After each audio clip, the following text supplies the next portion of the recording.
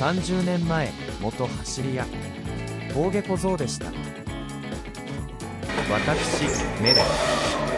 走り屋で、当時は夜な夜な峠で AE86 を転がしていました。それが今では夜な夜な一人部屋に隠れて画面を使ってレーシングシミュレーターで走る毎日。レーシングシミュレーターのアセットコルサと、当時私自身が乗っていた AE86 トレノを再現した車に乗り、当時と同じように日々峠を攻めた走りを続けさせてくれるといった自宅で手軽にできるシミュレーターなのであります。現在私はご覧のように3画面を使って走っておりますが、実はこのシミュレーター VR を使ってバーチャルの画面でも走りを体感できるのです。実は私もこの AE86 トレノに乗ってバーチャルの世界でも走ってみたいと思い、つい先日このピコ4という VR を導入したのです。ということで本日はシミュレーターに関心をお持ちの皆様にぜひ VR を使ったバーチャルの世界でも走っていただきたいと思い、今回は VR のレビュー動画としたいと思います。こちらがその VR のピコ4となりますが、先日ビッグカメラで49,000円で売っていたので購入してまいりました。そして早速ですが VR を通した映像がこちらになります。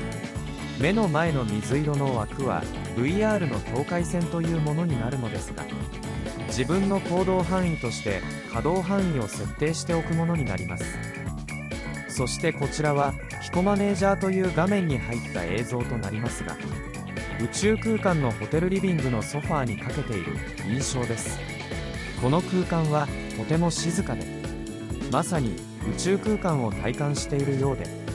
現実離れをした素晴らしくゆとりを感じることができます。そして右手と左手で持つコントローラーを使ってピコ4本体にインストールしたアプリでアセットコルサ以外にも様々なゲームや映画なども楽しむことができます。そしてご覧いただきたいのが YouTube の動画なども映画館を独り占めした感覚で本当にゆったりくつろぎながらの大画面で映像を楽しむことができるのです。この迫力はバーチャルの世界ならではのものであります。またバーチャル空間での撮影も右手のコントローラーのボタン一つで簡単に録画保存もでき、とても便利な機能です。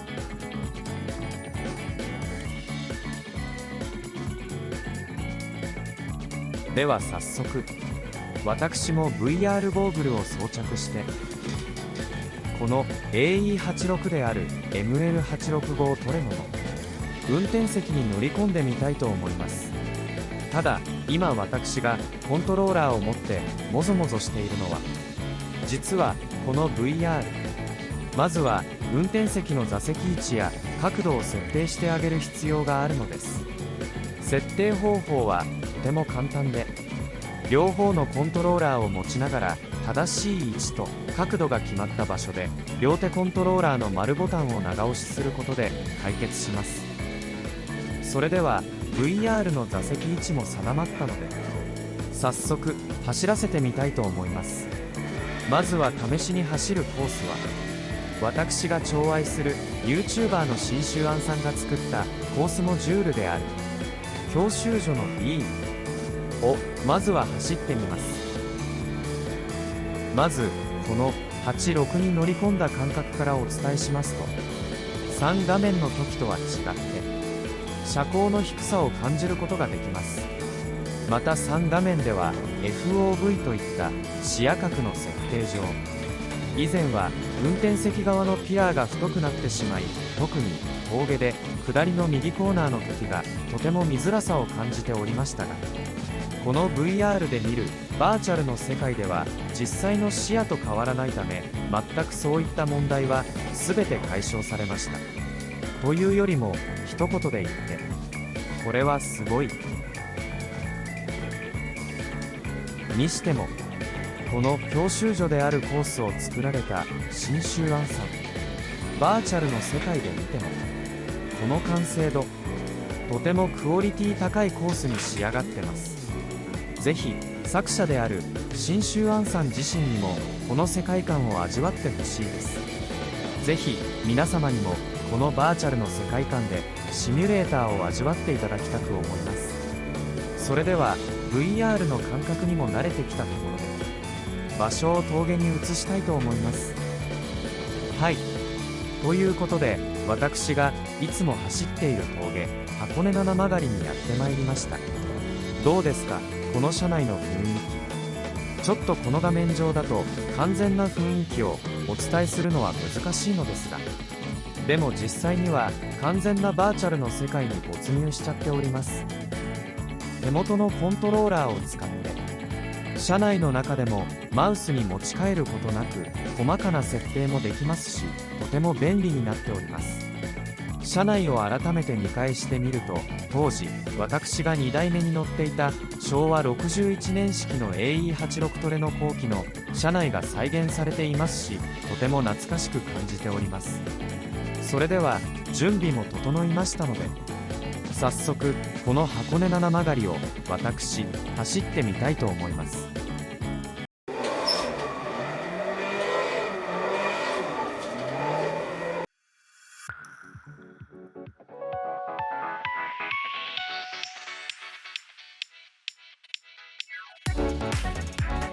ではいつも私が走っているこの箱根七曲りで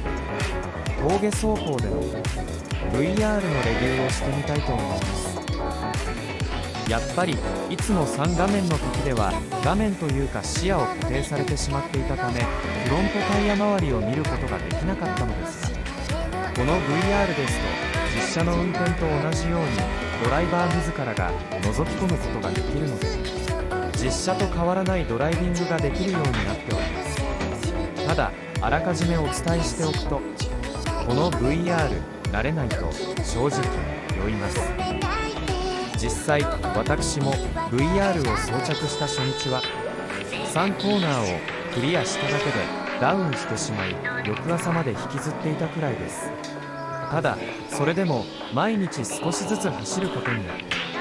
脳が認識してきたのか、この3日程度で慣れてきた感じがします。ではいざ箱根七曲りスタートしてみます。やっぱりさすがバーチャルの世界といった感じでしょうか。実車で峠を走っている印象で正直心の中でテンションが上がってしまう。実際ニヤつきが止まっておりません。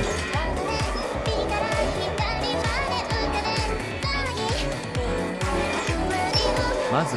3画面でのシミュレーターとの違いをお伝えしますと、速度の体感に違いを感じます。3画面の時では実車と比べての速度の体感がやはり速くなってしまっていた印象ですが、バーチャルの世界だと実車と同じ速度感となりますので、コーナー進入での細かなブレーキングポイントやライン取りも以前よりしやすくなった感じがします。ただご覧のように若干ブレーキングポイントが遅れてしまったりラインを外してしまうのは、本日がまさに VR のデビュー走行でもあるというのが理由の一つでもあるのですが、実はワイヤレスで VR を使っているため、たまに映像に遅れが生じてしまったりして、そのタイムラグで少し困惑しながら走っています。こういった点は USB ケーブルを直結させることで解消できますので、特には問題ないと思っております。それにしても3画面の時ではとても見づらかったブラインドコーナーが実車と同じ視野となったため、昔と同じくブラインドコーナーを抜ける時が最高にとても楽しく感じております。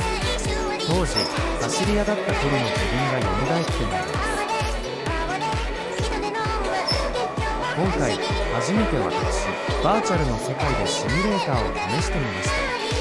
当時私が走っていた峠と同じようにこの二足ホールドで走る箱根七曲り、とても懐かしく本当に楽しく走ることができました。